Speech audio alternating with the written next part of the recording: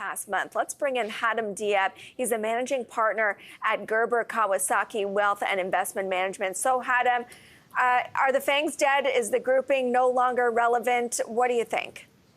Good morning, Amber. Thank you for having me. Yes, I think the grouping should be changed quite a bit. Each one of these it's been a spooky year for sure for all tech, but all of these names have different stories. I think it's individual stories that are different. Think of Facebook or Meta versus Netflix versus Amazon. They all have different challenges.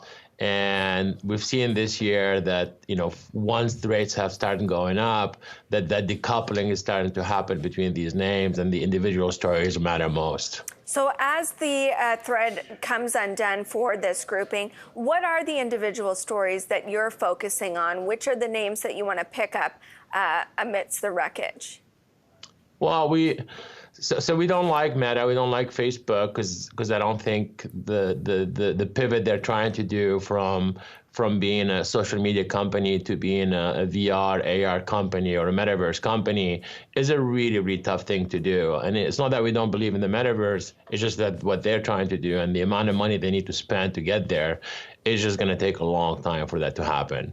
What we like is companies like Amazon, or maybe stumbled a little bit with some of their retail business, but AWS, it's doing really well. Advertising, doing really well. This is a company that's running at a 40 billion run rate in their advertising revenue. This is just amazing numbers. So that's a company that we really love. Google also, or Alphabet, is a company that plays both in the consumer through digital advertising and search, but also in the cloud business is getting kind of some nice growth. So that is the enterprise play that's going to, I think, continue and going to be a big business. So those are some of the bigger names that we like in that space. Let me push back on the Meta one, just because it's so cheap. It's so tempting, right? And I'll put to you something that Evercore's analyst Mark Mahaney said, that you don't have to believe in the metaverse to own Meta, because the 98% of its business, which is not in this, when you looked at things like engagement on almost all of its platforms, it was doing very well. But this small part of its business that, quite frankly, yes, they are spending a lot on, is sucking up a lot of the oxygen. What do you say to that? That this is not a company that should be trading on that. It should be trading on what its actual business is, those social media platforms, and those platforms are doing well. That's such a great argument. And at 2 PE, this stock is just absurdly cheap. And there's not many companies that can do $27 billion in revenue a quarter still.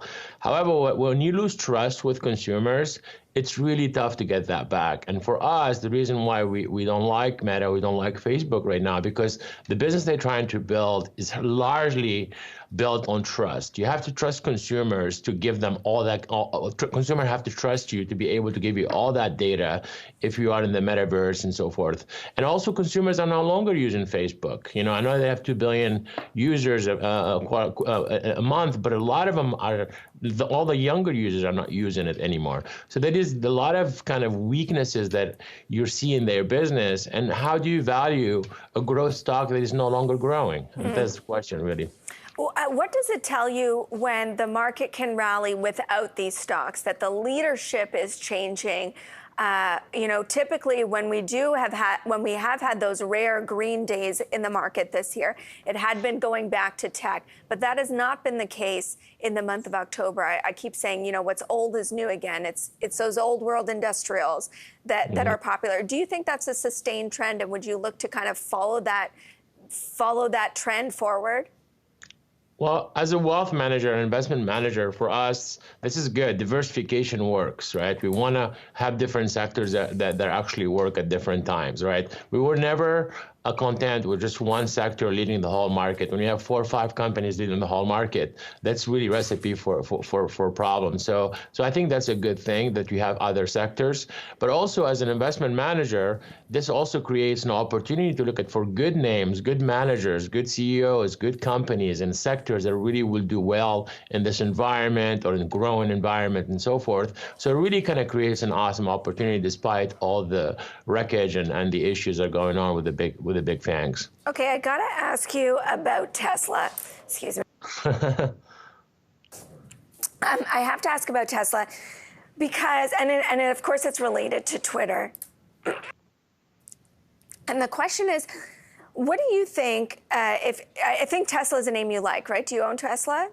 Yes, we do. Yeah, so what do you think about Tesla engineers moonlighting over at Twitter, going through the code? Tesla's down 40% so far this year. As a shareholder, wouldn't you prefer that Tesla engineers are working on Tesla problems?